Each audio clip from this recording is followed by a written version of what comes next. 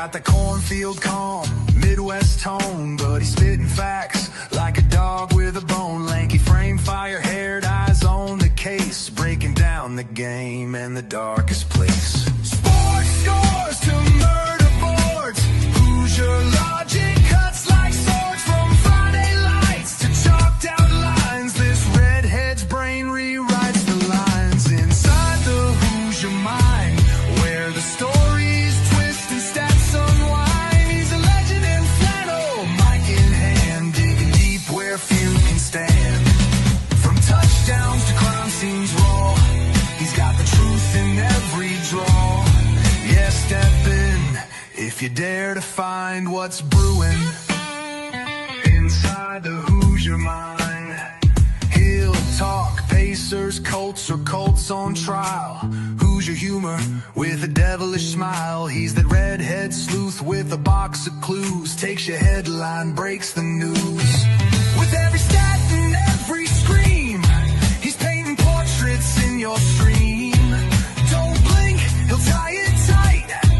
From game night wins to murder fight. Inside the Hoosier mind, where the facts hit hard and the lines are blind. He's a ginger ninja, smooth and slick, cracking cases play by play quick. From courtrooms to the hardwood floor, he digs for more than just the score. Tune in and don't rewind, you're deep now inside the Hoosier mind.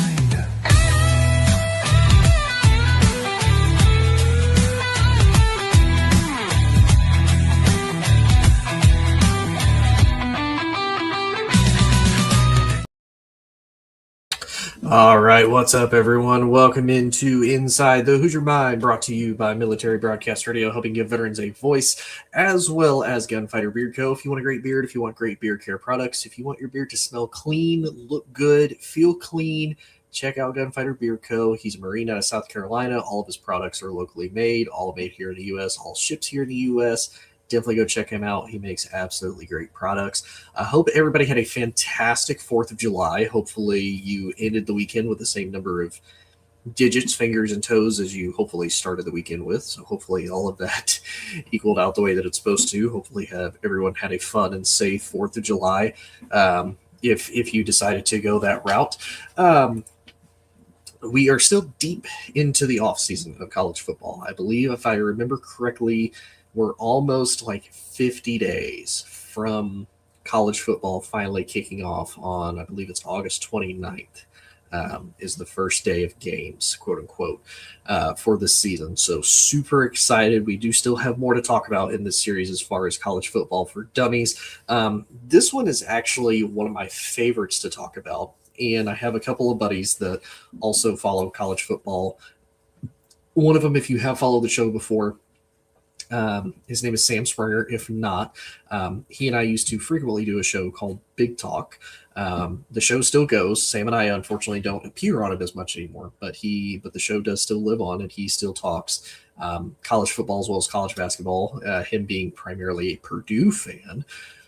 But the conference that I wanted to talk about the most is one that he and I have had several discussions about, and it was mostly when the first expansion of this conference in the more modern age of college football started to happen, and that is the Big 12. And the Big 12 is one of my favorite conferences to cover and watch because, and if you haven't followed this series or if you don't follow this show, I'll give you a quick little recap. So we talked about basically the foundation and the fundamentals of college football, the offense, the defense, the special teams. And then I decided to go into the conferences. I talked about the ACC. I don't really have an attachment, or I don't follow the ACC nearly as deeply as I do the Big Ten, living in Big Ten country, having lived in Big Ten country for many, many years. And I don't follow it as much as I do the SEC, attending an SEC school like LSU. And so the Big 12 is kind of that conference that's in the middle. But for the longest time, the Big 12 had a lot of the big names in college football. And it was probably one of the most successful conferences for a really long time there in the 80s and 90s, when you had Colorado, when you had Nebraska, Texas and Oklahoma not too far behind them. So you had a lot of power schools in this conference for a really, really long time. And ever since then, the Big 12 has always been constantly changing and constantly shifting. They're the conference that the SEC likes to steal other schools from. It's kind of like a little farm league for the SEC. And I know the Big 12 doesn't care for that. Unfortunately, that's been the case, though. The SEC has managed to steal 4 schools from the Big 12 within the last 20-ish years or so. And who knows who else they'll continue to poach. But the Big 12 has been so fluid in its changing of who is in, who is out. They've lost primary founding members of the Big 12, or at least what the Big 12 used to be back in the day, and I'll talk about that here in just a minute, as far as the history of the Big 12 and how it ended up coming to be, as well as they kind of adapted to the new college football of they're really what I would consider the third conference in what is right now the 2 super conference college football league. And if you're a fan of the ACC, you might argue with me on that, and I'm open to hearing arguments, but truly to me, the Big 12 is the third conference. And I feel whatever happens with the ACC, whether it continues to survive, whether it dissolves, no matter what the case is, whether teams move or teams stay, if any of those schools are ever given the chance to break away and go to the Big 10 or go to the SEC, whoever is left, I believe, is going to probably get an invite into the Big 12 just to keep at that point, it would be Power 3 relevance, to keep any type of their kind of their culture and their identity. And honestly, a lot of the money that comes with being a Power 3 conference. But I still think it would be good, though, because it would give the Big 12 more flexibility, still these pretty solid, good games. And it gives a conference that, and so again, some people might not like this idea. I'm personally a big fan of it. It gives a lot more fluidity and the opportunity for teams that maybe can't win a conference like the ACC or can't win a conference like the Big 10 or the SEC, a more level playing opportunity. Now, you could definitely make the argument of, well, if you can't win the ACC, you're definitely not going to win the Big 12. And it's like, maybe. The ACC is a little bit more top-heavy than the Big 12 is. I will 100% give you that. But it is interesting to see, given the history of the Big 12, how the Big 12 has truly come back to getting a foundation. And it seems like this is the most stable conference outside of the Big 10 and the SEC as it currently stands right now. So let me give you a little bit of a history as far as the Big 12 goes. So the Big 12 itself, as far as being recognized as the Big 12, it's only 32 years old. It just turned 32 this year. It was established in 1994. However, if you really want to trace it all the way back, you can actually trace it back to 2 separate conferences. And basically what happened was there were 2 conferences way back in the day. Originally, it was the Big 8, and then you had the Southwestern Conference. And the Southwestern Conference was primarily a lot of Texas schools and Arkansas. So I know this is a little bit of a deviation from the Big 12, but to give you an idea of the background of where some of these teams came from and why they ended up coming into the Big 8, aka the Big 12 now. So the Southwestern Conference at the time, it existed from 1914 to 1996. So it was pretty old. If I'm doing my math correctly, it was 82 years old at the time, and it folded in 1996. The original members of the Southwestern Conference were primarily all Texas schools. So you had Baylor, you had Rice, you had SMU, or Southern Methodist University, University of Texas, Texas A&M, TCU, Texas Tech, the University of Houston, and the University of Arkansas. So you had primarily all Texas schools. Arkansas is just kind of the lone outcast there. Arkansas, felt like an outsider of the conference, and it kind of makes sense. They're the only one that's not a Texas school, and they decided to join the SEC in 1991. So then after that point, it was only a Texas conference with all of the Texas schools. And then on the other hand, you had the Big Eight Conference. Now, the Big Eight started in 1907, and it also folded in 1996. So both of those conferences collapsed in 96, which ultimately led to the conversion that is the Big 12. So the original Big Eight schools for that conference at the time, Kansas, University of Missouri, Nebraska, Washington University in St. Louis, although they don't really have a football team much anymore, Iowa State, Colorado, Oklahoma, and Oklahoma State University. So this is where people usually get a little bit confused, especially if you're kind of like me and you like the history behind why teams and conferences are set up the way that they are. And when people hear that, when they hear that Oklahoma and Texas were never actually in the same conference until 1996, that's like, well, wait, how do they have such a deep and hated rivalry? They still had a hated rivalry just because of geographically where they were located, and they still wanted to have that continuance. It was just easier than in 96 of like, well, the Big Eight needs a lot of help because they're going to potentially lose schools. Southwestern Conference needs help. They're at least going to take the bigger brands out of the Southwestern Conference and bring them into the Big 12. So why don't we just make everybody happy and make this happen? So let me read to you a little bit as far as kind of what had happened all the way up into this point. So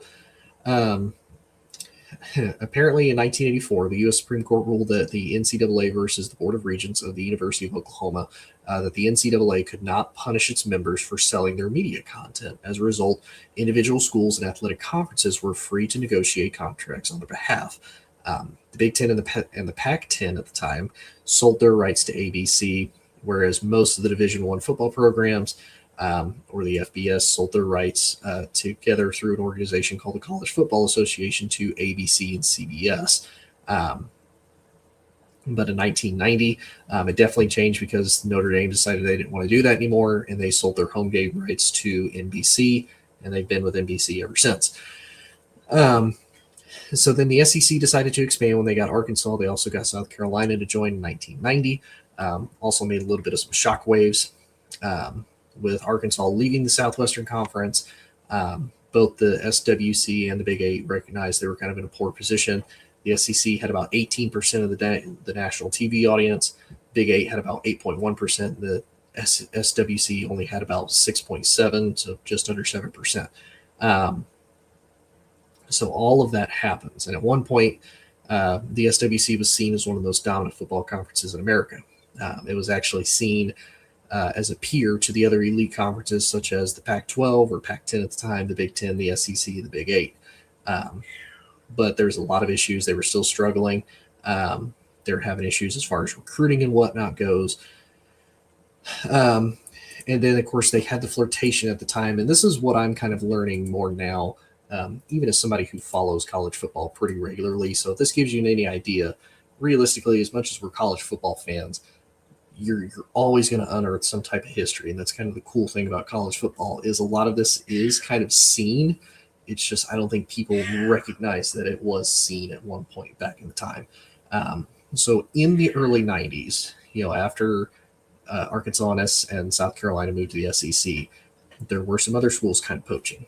The Big Ten had invited Penn State to join, and then Missouri had actually shown interest in trying to join the Big Ten.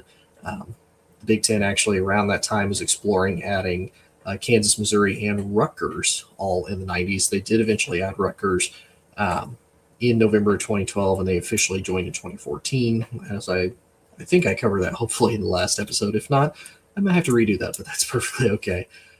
And in the early 90s, because of how good the Pac-10 had been with USC, UCLA, a lot of the California schools, Texas had actually entered discussions, and maybe we want to join the Pac-10 just because it's a little bit different. It's the academics were pretty good. It's a little bit more open and kind of fits what the city of Austin was kind of looking for. But if they did, the Pac-10 wanted to add Texas and they wanted to add Colorado. But apparently the offer didn't come until after the formation of the Big 12. And then Apparently, there's a report that Stanford refused to vote in the University of Texas in an effort to protect their dominance in non-revenue sports, which is kind of weird. And apparently, they had to have a unanimous vote as far as expanding goes. So with all that, and the Pac-12 and the Pac-10 had always kind of flirted with trying to add Texas for many, many years anyway. They tried to do it again in the early 2000s. And so as it continues on, apparently Texas, once the word got out, they also wanted to try to leave.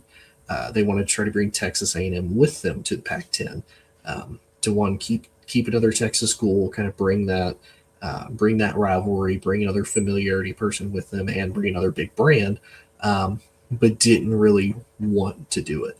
But eventually it ended up happening where a lot of the leadership in Texas for a lot of these Texas-based schools eventually worked out a deal where Texas A&M, Baylor, and Texas Tech would all join the Big 8 that was new forming into the Big 12, which ultimately ended up working out.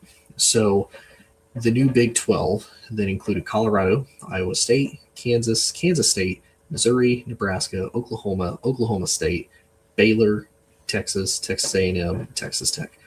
So a good amount of schools. And then unfortunately that left Houston, Rice, SMU, and TCU all kind of left out. And then there was rumors they were trying to flirt with bringing in BYU as well as New Mexico into the fray, but ultimately didn't end up doing that. So, and it pretty much stayed like this all the way until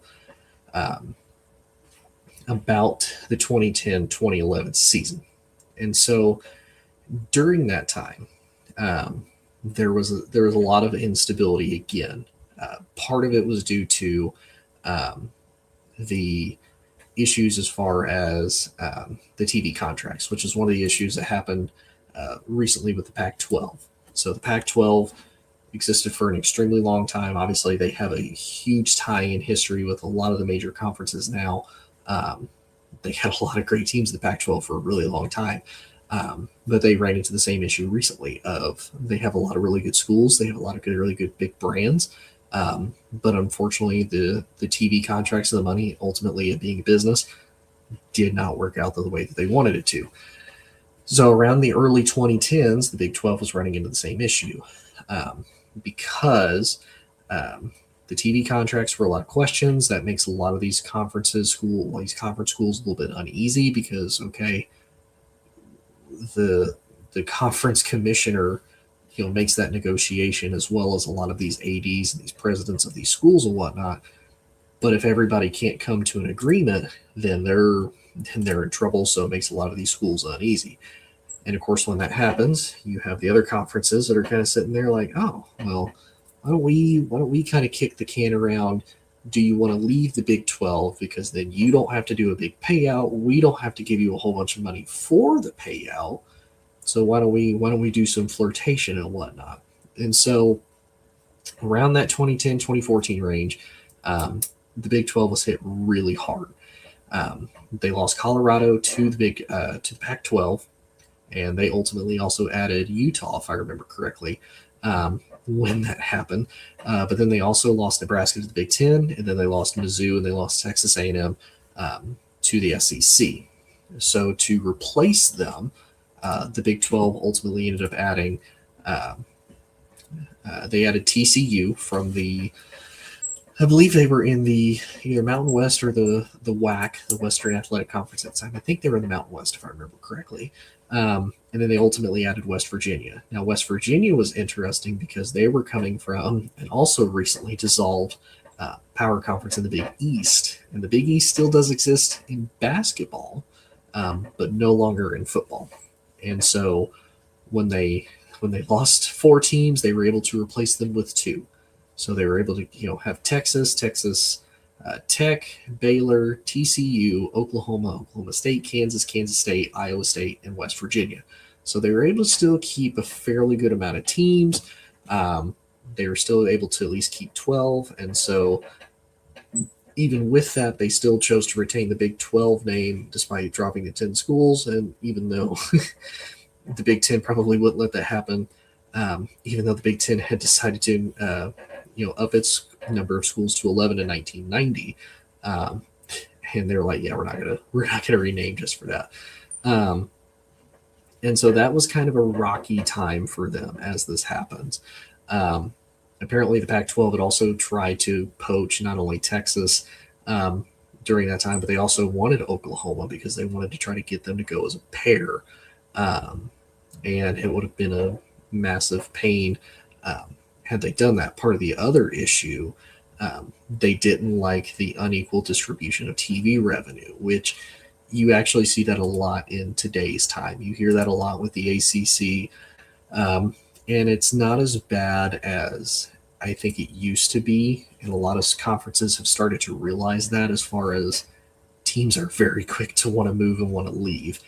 And so in the ACC, it was mainly happening with Clemson, Miami, and Florida State. And I believe North Carolina was the fourth team recently that was basically like, look, we should not be making as much money as like Wake Forest or Boston College, who has historically not been great at football, especially within the last few years. Like, why are we getting paid as much money as them, even though we have bigger brands, we've won more, we've done more in the, in a world of what can you do for me right now, we've done more, and you're paying us basically the bare minimum as some of these other schools. Which, when you kind of think about it, it's like, yeah, that kind of makes sense. So they're like, yeah, you know what, we're not going to touch that. Just here's the money, right?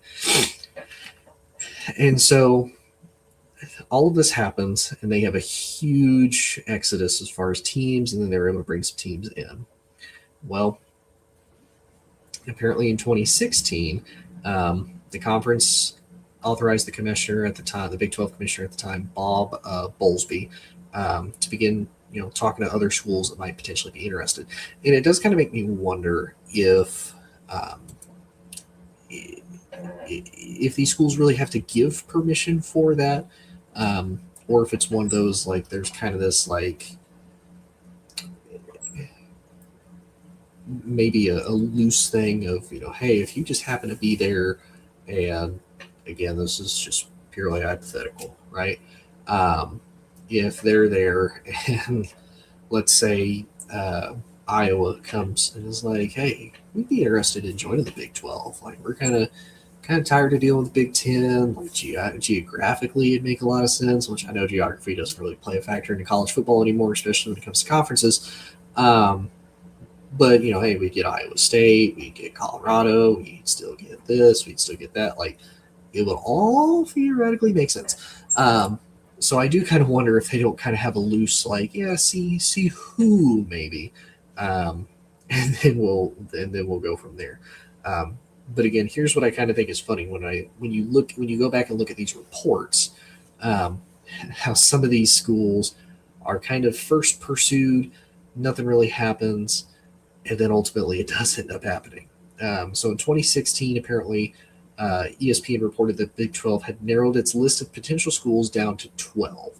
So they were looking at Air Force, BYU, UCF, Cincinnati, Colorado State, UConn, Houston, Rice, South Florida, SMU, Temple, and Tulane. The conference opted not to pursue schools such as Arkansas State, Boise State, Eastern Carolina, New Mexico, Northern Illinois, San Diego State, UNLV, schools that were linked to this potential expansion or had publicly expressed interest in joining the conference. And apparently in September, ESPN reported that the University of Memphis was officially ruled out as a potential member, and then no actual expansion happened at this time. Houston was seen as a top contender, but pushback from other Texas schools resulted in their inclusion being unlikely. BYU refused to schedule games on Sunday to hurt membership chances, and then ultimately the conference chose not to add any more schools after it was given permission by the NCAA to host a conference championship game with its top two teams. And so they didn't expand for a good while. I mean, it was another 5 years before that was even considered. So in 2021, Oklahoma and Texas decided they were done. They wanted to move on to the SEC. I felt like it was one of those, Oklahoma and Texas weren't going to be taken seriously because they were in the Big 12. And I think part of it was also when you look at where Oklahoma and Texas has been over the last 26 years. Um, Oklahoma won a national title in the early 2000s. Texas won one in the middle of the 2000s, and then at least went to one in 2009, but hasn't been back since. They've been close, but they haven't officially been back. And to me, it looked like Oklahoma and Texas wanted to basically take that next step of where do we go from here? We need to be better. We need to be in a better conference. Like, we can't be we can't sit here potentially lose a game to lose like a random game to someone like Kansas State who doesn't do very well, and then that potentially keep us out of a playoff and potentially keep us from being able to move on and potentially compete for a national title. So, so with this, they requested. They reached out to the SEC about a potential move. They're the two biggest brands, two of the oldest blue blood programs. And if you ever hear the term blue blood in college football, that's typically a school that historically has almost always done well, even if they have like some bad off years like Texas has had for prior to Steve Sarkisian getting there for the last like 20 years. Well, not 20 years, I won't say it. Last like 15. Texas has had a lot of kind of bad years. It's like they really haven't lived up to the expectation and the brand that usually comes with Texas. So they decided to leave to the SEC, and then apparently, from what I'm reading here, the Big 12 sent ESPN a cease and desist letter on July 28th, claiming that the network conspired to damage the league by luring Texas and Oklahoma to the SEC. The letter alleges that ESPN had taken certain actions that are intended not only to harm the Big 12 conference, but result in financial benefits for the ESPN. And ESPN employees have discussed and provided incentives for at least one conference to raise 3 to 5 members from the Big 12. And in doing so, they are prepared to reward them with future television proceeds, which does kind of make sense because the fact that the SEC is exclusively owned by ESPN, whereas the Big 12, they did things a little bit more uniquely. They kind of double dipped. They get a little bit of money from Fox and they get a little bit of money from ESPN, and both the networks cover them.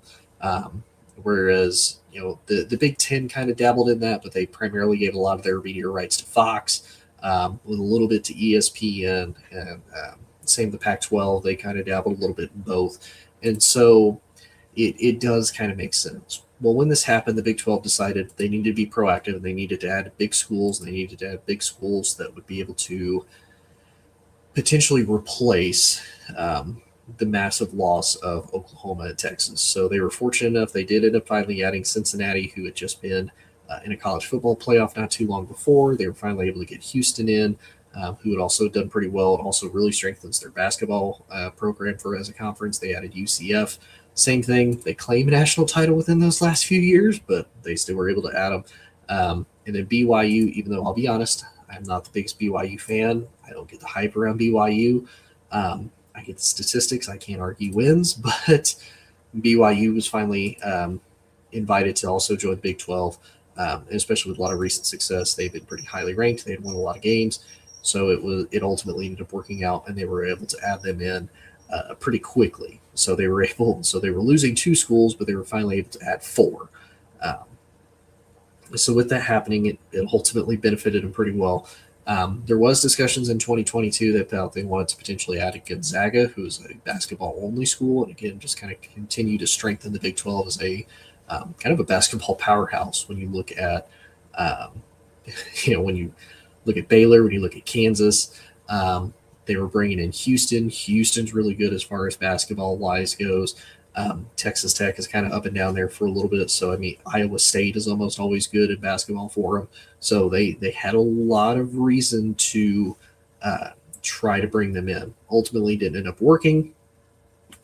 And so they just kind of kept what they had. Oklahoma and Texas finally leave. Well, they also got another little bit of a break. So when the next big shift happened of the Pac-12 basically dissolving, USC and UCLA were leaving to the Big 10. That left a huge hole in the Pac-12. And they were kind of scrambling of what do we do now? In the Big 12, they're like, well, we're going to kind of take advantage of this. They kind of flirted. They actually voted unanimously to bring Colorado back, who was a founding member. So they voted to bring Colorado back. Colorado was like, you know what? Yeah, we're going to go ahead and do it. And then, so another team has left Pac-12. And so they're like, okay, who else should we try to bring over into the Big 12 to, again, just continue to add as far as like firepower, as far as good teams go and whatnot. And then ultimately they were able to get Arizona, Arizona State, and Utah, the quote unquote four corner states, if you want to include Colorado in there. So they were able to get a fairly decent amount of firepower to replace a lot of the teams that they were losing. And there's still talks about they want to expand. There's been a lot of talks about if they want to add UConn, especially for basketball. Now, that would include football, I believe, but basketball-wise, it would give them a really good school on both the men's and the women's side. I mean, that would be crazy if they were able to do that. I know Memphis had actually applied about wanting to come in. I don't necessarily know if they would, and it's been kind of a weird hit and miss with that. I don't know what it is about Memphis that the Big 12 doesn't like or care for. Basketball, Memphis has actually been pretty good. Now, football's a little bit of a kind of hit and miss with Memphis, but they're real hesitant about that.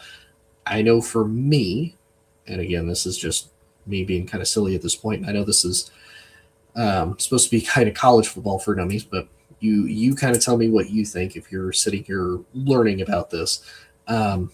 When I play video games like college football 25, 26, or 27, and I have the opportunity to basically redo the conferences back, I try to bring back the Pac-12 a lot of times in kind of a good mixture. I usually leave Arizona and Arizona State and Utah and Colorado all back in the Big 12. I leave those. I take all the new Pac-12 schools that they're adding. I put Oregon, I put UCLA, USC, and Washington all back. I put Cal and Stanford back into there. But then when I look at the Big 12, I'm like, when I look at some of the teams that are quote-unquote lower schools, which again, I'll cover this in a later episode as far as the group of six. I'll probably do kind of a big episode describing maybe each conference a little bit, but I won't go super deep into all of them. But schools like Memphis, I think, would be good for the Big 12. I think Tulane finally taking a step back up into the Power 4 conference after they left the SEC many, many years ago. And especially because they've had a consistently good football team for a really long time. Tulane's been pretty decent. They even got a big win against USC a few years ago. I would bring Tulane into the Big 12. I'd bring Memphis. I'd bring Tulane. When I kind of look at some of the other schools as far as like the group of six go, those are kind of the two big ones that I would say stick out to me. You could maybe argue USF if you wanted to maybe give another Florida school into the Big 12, just to kind of help increase your Florida presence. USF, they were a big brand back when they were at the Big East. They were even competing they weren't in national title games, but they were competing. Like they were actually pretty good. And you got to remember, USF was competing with the likes of West Virginia in its heyday. They were competing with Miami in its heyday. So like USF has the history and the more recent success of being able to be really good. So I would, if I was the Big 12, I would at least entertain it. Now it does suck because that's 3. So it'd be an odd number if you decided to do that. But I guess it's not as bad because you just need 9 conference games. So it's not like you have to worry about divisions anymore, luckily. So yeah, I think I would probably stick with those 3. If I was the Big 12 and I was going to continue to expand, I think I would do Memphis, Tulane, and probably USF. But that's just me personally. That's just me. But then let's get into the other big part of the Big 12, though. No pun intended. And if you can't see this if you're listening to this via podcast or whatever you're listening to, I will describe this as best as I can. These are some of the big Big 12 rivalries. Now, kind of the good and bad with the Big 12 being a mixture of old and new, having some teams coming over from the Pac-12, as well as having some teams having left other conferences. You kind of lost a lot of the big time rivalries that you would potentially have. Now, I might be missing a couple of these. Um, it is unfortunate that like Oklahoma State to me doesn't really have a big rival in the Big 12 anymore because Oklahoma is gone. So unfortunately, Oklahoma State is not on here. Um, kind of the same. I'm trying to think of anybody else who might not be on here as far as the Big 12 teams that don't really have a major rival. I'm not really kind of seeing it. And then some of these too, it's kind of one of those like I don't know if I would consider this a true like rivalry. Like there are other teams that I've seen play that I would say are bigger rivalries, but unfortunately they're all out of conference. And I just wanted to focus primarily on the Big 12 itself. So coming over from the Pac 12 into the Big 12, you have Arizona versus Arizona State, the Battle of Arizona. That's an absolute big rivalry. For anybody who is on the All Sports All Plays network, um, Jay is a big Sun Devils fan, and from what I've heard from him, he definitely knows the rivalry between the Wildcats and the Sun Devils. Um, so that's a big one. Kansas versus Kansas State, the Sunflower Showdown. That's probably one of the biggest in the Big 12 still, as far as football and basketball goes. Even though it's been really lopsided for a long time, with Kansas State like basically sweeping them for years. I don't think Kansas has beaten them since it's like the early 2000s, I think, or maybe they beat them once recently, but I think it's like out of the last 16 matchups, Kansas State has won. So that one's really bad. Um, one of my favorites, and again, if you can't see this, if you can't see the visual, but it makes me laugh, Baylor versus Texas Tech. And for the abbreviations for Baylor is BU, and then Texas Tech is TT, so it spells butt. Yeah, I'm probably like a 12-year-old boy um, as far as my humor, just seeing butt on here. But that's a pretty massive rivalry, especially just the fact that it's in Texas. You get the inter-Texas rivalries. A lot of the Texas schools will almost always butt up against each other, and almost always play each other really, really hard. So that's a big time rivalry. The Holy War, you've got Utah versus BYU. Again, you've got the whole entire state of Utah behind this. It was one of those, they stopped playing this rivalry for a little bit, and then it ultimately came back, and we're fortunate it also came back in the form of the Big 12. As far as now that they're being in the same conference, they don't necessarily have to play each other anymore, but there's no reason that they shouldn't play each other anymore. Then you have another one. You have Baylor versus TCU, another big Texas rivalry. Now, one that is kind of a Big East throwback. Too big. No, one's a Big East throwback. One is technically an American throwback. You have Cincinnati versus West Virginia. That was a big one as far as the Big East goes. It also kind of helped just geographically having that. Now, the bad part is it's not one of those that's probably going to be one of the most recognized rivalries. It's kind of the only bad part about West Virginia having to have joined the Big 12 is a lot of the rivalries it lost. West Virginia used to have a lot of big rivalries with Pitt, with Penn State, with Virginia Tech, a lot of the schools that are actually in the ACC. But unfortunately, at the time when the Big East dissolved and they were taking schools, the ACC actually didn't care for West Virginia's academic standards.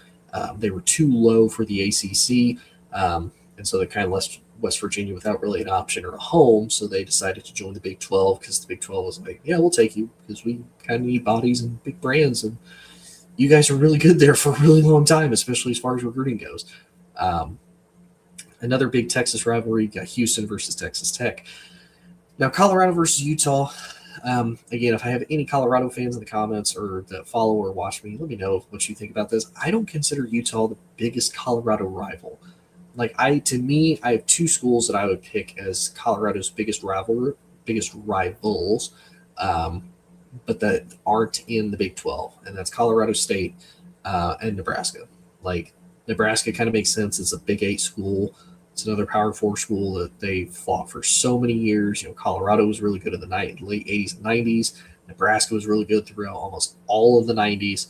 So to me, Colorado versus Nebraska is a bigger rivalry, but I don't see it as much with Utah. Now, I know it kind of carried over as far as being in the Pac-12 for a little bit there, but I just personally don't see it. Then you have Colorado versus Kansas State. Again, another kind of old school Big 8 rivalry.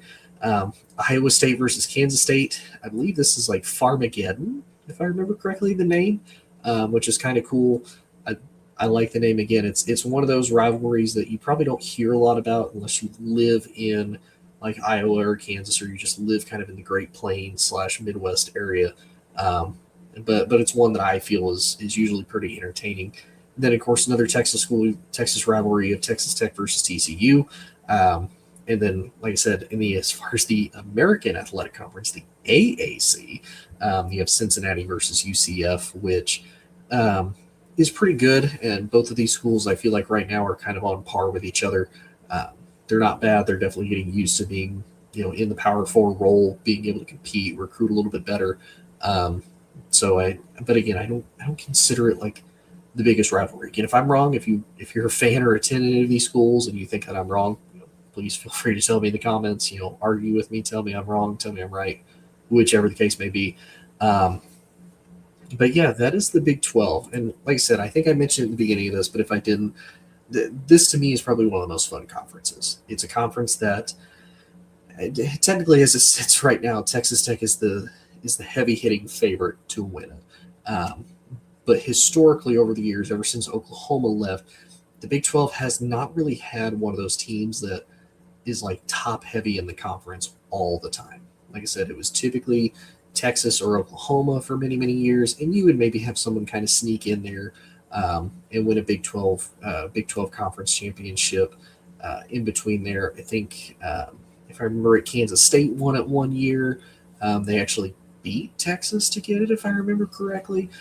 Baylor ended up kind of sneaking in there one year, won the Big 12 championship. Texas Tech won it the most recently. So it always kind of rotates through these different teams as far as who's going to represent the conference. Arizona State won it their first year of technically being in the conference, and ironically enough, ended up facing Texas in the first round of the college football playoffs. So to me, it's a fun conference because it kind of seems like even with NIL and all of that, everybody's just basically on the same playing field. Obviously, Texas Tech has a little bit more of the money to spend than some of the other schools do. And again, I could be number wise, I could be wrong on that. But that's just kind of what it feels like. And as it sits right now, if you really look at the standings of not Texas Tech, of the Big 12, you could probably argue the two top heavy schools would be Texas Tech and BYU, as far as who you would probably argue is going to compete for the conference for a long time. I really wouldn't be surprised if Utah doesn't continue to compete for a while.